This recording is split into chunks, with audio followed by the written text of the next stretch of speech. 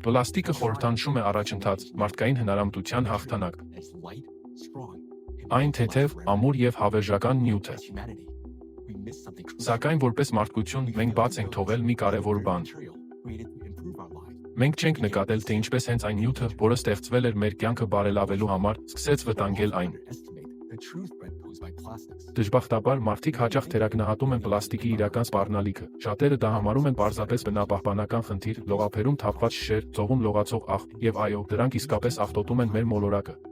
Բայց պլաստիկի մեծ կտորները միայնակ չեն կարող ոչնչացնել ամբողջ կենսոլորտը, այդ թվում մարդկությունը ի տարբերություն այն մանրադիտակային մասնիկների, որոնց դրանք ի վերջո վերածվում են։ Այս պլաստիկ է շիշը։